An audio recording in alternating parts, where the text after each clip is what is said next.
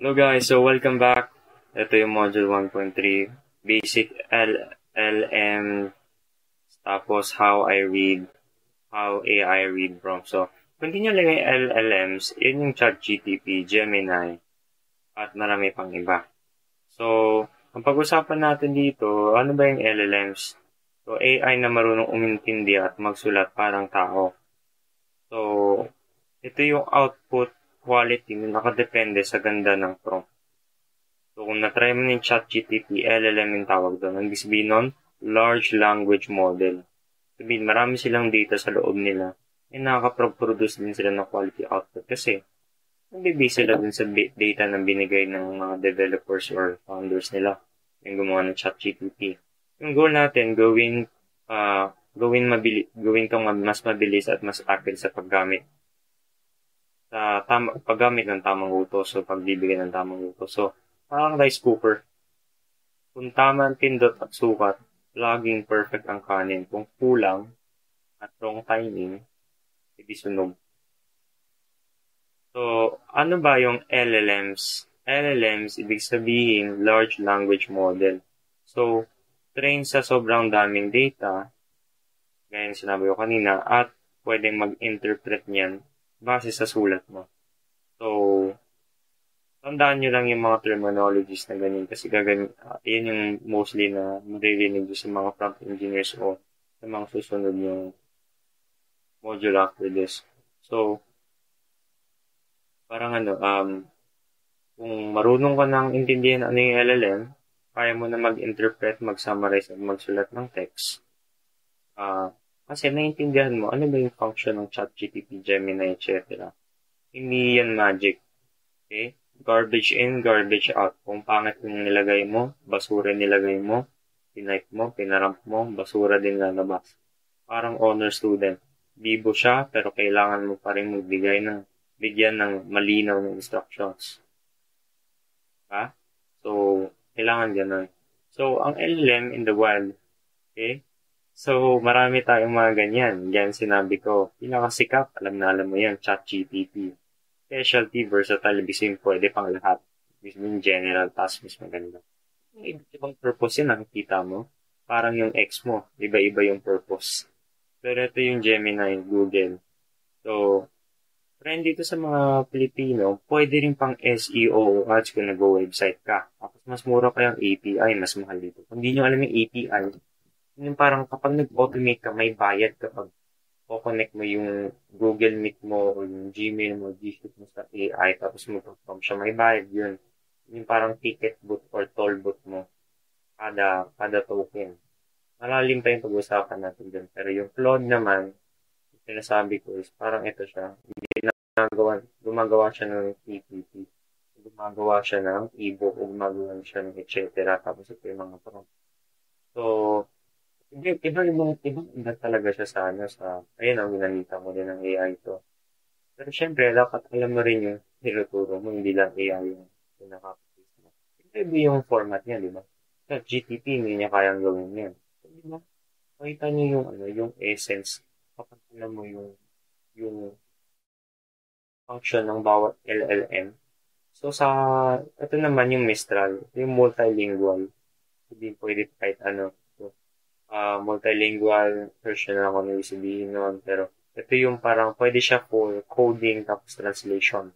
Ang maraming language pwede siya mag-translate.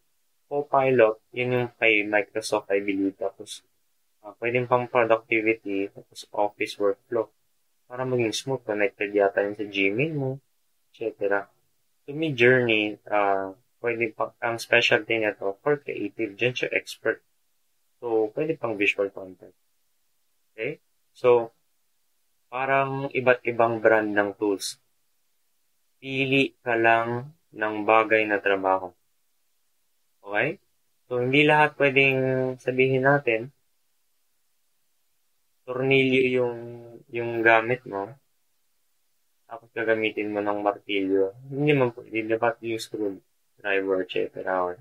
Kunyari, maghihiwa ka ng pakwan, tapos gagamitan mo ng,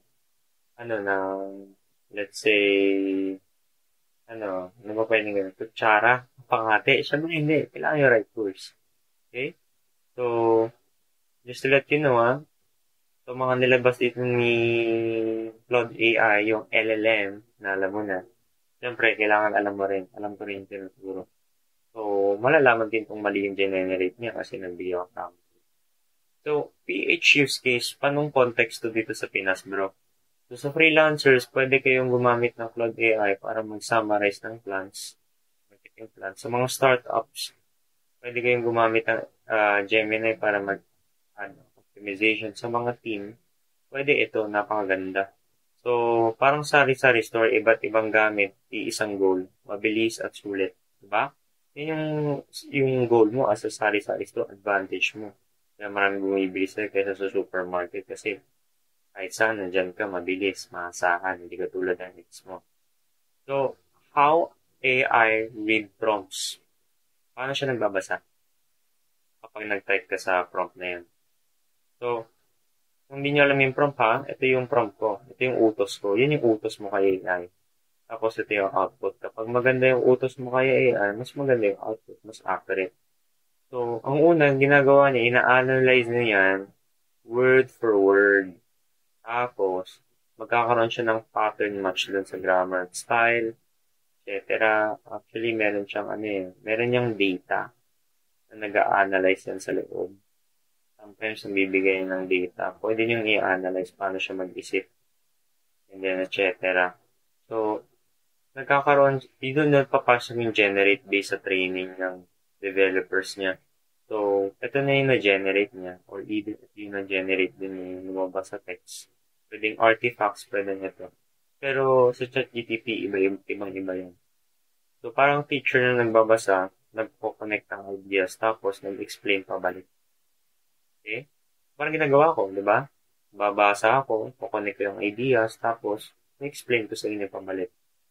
Yung processing step, napaka-importante kasi pag di mo alam yung proseso, paano gumagana tong mga tools na to, hindi mo maintindihan anong purpose nila at bakit mo sila gagamitin. Ito yung processing step. So step, analyze sila ng output, babasahin lahat ng salita, lilinawin yung tanong, tapos gagawin PH, parang guard sa mall na tinitignan ng ID. Yung ID mo, yung prompt mo mismo. Tapos recognize pattern. So, hindi sabihin huliin yung tono, yung format, example, mukha ka ba masungit mag-type? Masungit din siya. So, parang DJ na alam kung anong tunog sa crowd. Kung tunog, yung crowd mo, puro kapakasala. Hindi syempre, medyo tayo sweet. Pero pag yung nakainom na, hindi magalit na yan. So, understand the context, alamin audience or goal bago sumagot. So, parang siyang barista na alam kung strong or mild yung gusto mo. So, alam mo, i-analyze. Yan yung ginagawa usually ng LLM. Tapos, para siyang tambay na kabisado yung lang ng tropa, gets agad yung vibe. So, yun yung LLM. Bakit bagsak ang ibang prompt? So, marami kasing problema yun. Yung iba, vague. Yung parang, alam mo yun, parang may tulalang, parang lutang. Parang nag-send ka lang ng prompt na wala sa context. So, ang output, sabog, irrelevant yung sagot. Kaya, ang fix dyan, gawing specific. Yung iba sa inyo, ginagawa kulang sa context. Hindi alam ni AI na para pala to sa kasal, tapos ang sinulat niya para sa patay, di ba? So, nanguhula lang si AI. Kailangan yung ilagay yung audience sa kayong goal. Tapos, wrong model. Kahit bet ang prompt, maganda yung prompt mo, pangit naman yung output. Kaya, kailangan piliin ng tamang LLM. Baka nag-prompt ka dito sa Claude AI, tapos nilagay mo yung prompt pala sa ChatGPT, hindi mag-generate ng presentation na ganito. So, parang tricycle na walang direksyon, paikot-ikot lang. Sayang sa oras. Yung difference ng good prompt and bad prompt, I think kailangan yung screenshot to. Yung bad prompt, general, generic, vague. Ito yung good prompt, specific. Ha? So, parang pagkain versus isang skyflex at malamig na code. Yun yung inas mo sa tendera kung bibili ka. Hindi pwedeng bigyan mo pagkain. Anong bibigay niyo sa'yo, di ba? Bite to 15, hindi lang bibigay. So, career and ROI, di ba? Anong investment o balik niyan sa'yo kapag marunong ka mag-engineer. Kakaroon ka ng market value, tataas yung kita mo dahil dun sa skills and leverage na pinakita mo. And kung gusto niyo, yung Carl Newport, napakagandang book yan. So good that they can't ignore you. Motivate ka na lahat ng ginagawa mo. I-shift yung mindset mo na paano maging magaling sa mga bagay.